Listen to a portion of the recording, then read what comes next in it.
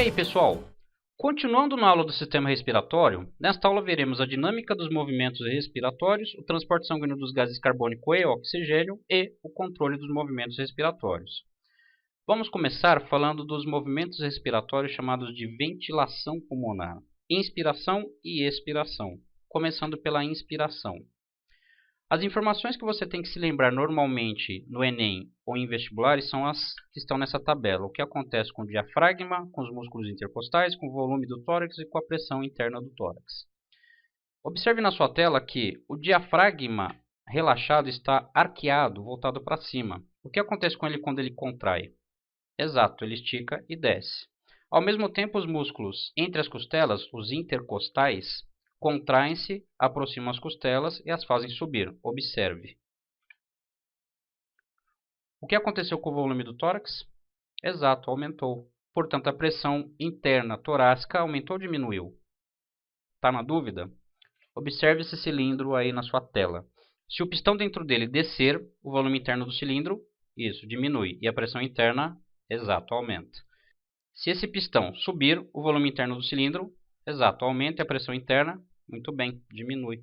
No sistema respiratório é a mesma coisa. Então, voltando na inspiração, se o volume interno do tórax aumentou, a pressão interna do tórax diminuiu. Assim, o ar atmosférico tem maior pressão e entra nos pulmões, os enchendo. Entendeu? Vamos preencher a tabela. O diafragma se contrai, os intercostais se contraem, o volume do tórax aumenta e a pressão do tórax diminui, favorecendo a entrada do ar. E na expiração? Exatamente o contrário, né? Então, ó, observe. O diafragma contraído está esticado. Se ele relaxar, ele volta a se arquear e sobe, certo? Os músculos intercostais se relaxam e as costelas descem. Observe. O que aconteceu com o volume do tórax agora?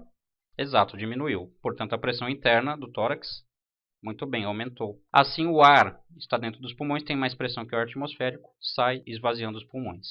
Entendeu? Vamos preencher a tabela então. Diafragma relaxa, os intercostais se relaxam também, o volume torácico diminui e a pressão intratorácica aumenta, expulsão do ar dos pulmões. Se quiser, dê um pause no vídeo e copie as informações. Vamos falar agora do transporte dos gases respiratórios, começando pelo gás oxigênio, que em sua maior parte é transportado pela molécula de hemoglobina que está dentro das hemácias. A gente pode representar a hemoglobina por Hb. Portanto, nos capilares sanguíneos dos nossos pulmões, a hemoglobina se liga ao oxigênio e se transforma em oxihemoglobina. Mas, nos capilares sanguíneos de todos os nossos tecidos, a hemoglobina se dissocia do oxigênio, esse oxigênio entra nas células para fazer respiração celular. Então, isso é um equilíbrio químico. Onde tem bastante oxigênio, que é nos pulmões, a hemoglobina se liga ao oxigênio. Onde tem pouco oxigênio, que é no resto do nosso corpo, a hemoglobina se desliga do oxigênio. O gás carbônico é transportado uma parte pela hemoglobina também, mais ou menos 27% do gás carbônico. A mesma hemoglobina que liberou oxigênio pode pegar o gás carbônico produzido pela respiração e vira carbohemoglobina. Isso nos vasos sanguíneos dos tecidos que tem bastante gás carbônico e a reação deslocada para a direita. Nos vasos sanguíneos dos pulmões tem pouco gás carbônico que está sendo eliminado na expiração. Portanto, a reação é deslocada para a esquerda e a hemoglobina se dissocia do gás carbônico e pode pegar mais oxigênio. Mas a maior parte do gás carbônico é transportado pelo plasma sanguíneo, mais ou menos 64%. E o plasma sanguíneo é a parte líquida do sangue, que tem bastante água. O gás carbônico reage com a água, se transformando no ácido carbônico. Essa reação é facilitada, é acelerada por uma enzima chamada anidrase carbônica. O ácido carbônico é um ácido instável que se ioniza, liberando H+, e o íon bicarbonato.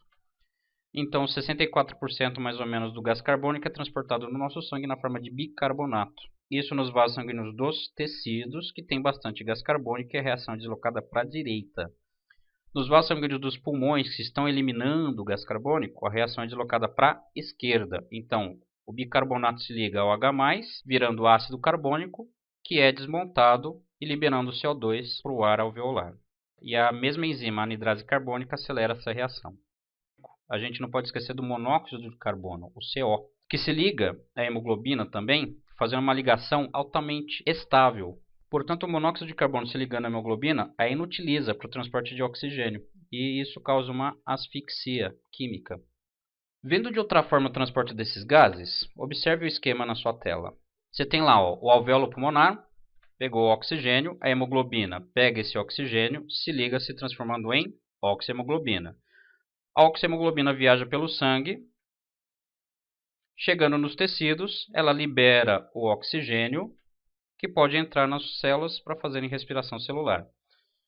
A respiração celular produz o gás carbônico e principalmente transportado pelo plasma. Então ele se liga à água, se transforma no ácido carbônico, que se dissocia em H mais bicarbonato, e isso viaja na sua circulação até os capilares dos pulmões. Nos capilares pulmonares, o ácido carbônico é remontado, é quebrado pela anidrase carbônica que libera o CO2, que volta para o alvéolo pulmonar e é eliminado na expiração. Entendeu?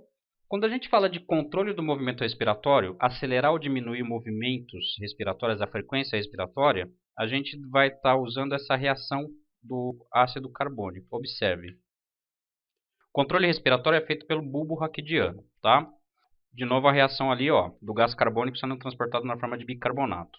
Quando nos afogamos ou temos uma asfixia, por exemplo, os nossos pulmões não eliminam o gás carbônico que se concentra no sangue. Aumentando a concentração do gás carbônico no sangue, a reação é deslocada para a direita. Portanto, também aumenta a concentração de H+. O nosso sangue fica ácido, isso é chamado de acidose sanguínea. O bulbo reconhece a acidose sanguínea e manda uma mensagem para a musculatura respiratória aumentar a frequência respiratória. Aumentando a frequência, a gente elimina o excesso de CO2. Portanto, a reação desloca para a esquerda, diminuindo a concentração de H+, e o pH sanguíneo volta ao normal. O que você precisa saber é, acidose sanguínea, o bulbo raquidiano aumenta a frequência respiratória. Agora, numa ventilação forçada, por exemplo, você respirando fundo várias vezes, o que acontece? Você elimina bastante gás carbônico, além de conseguir bastante oxigênio, é claro, mas elimina bastante gás carbônico e a reação é deslocada para a esquerda. Isso diminui a concentração de H+ no seu sangue. E essa condição é chamada de alcalose sanguínea. A alcalose sanguínea é reconhecida pelo bulbo raquidiano, que manda uma mensagem para a musculatura respiratória diminuir a frequência respiratória ou até parar. Com isso, o CO2 volta a se acumular no seu sangue, a reação desloca para a direita e o pH sanguíneo volta ao normal. Se você tem uma acidose sanguínea que é causada por um excesso de CO2 no sangue, o bulbo raquidiano aumenta a frequência respiratória. Agora, se você tem uma alcalose sanguínea causada pela falta de CO2 ou pela baixa concentração de CO2 no sangue, o bulbo raquidiano diminui a frequência respiratória. Pessoal, é isso. Nas próximas aulas veremos o sistema digestório. Abraço e até mais. Tchau, tchau.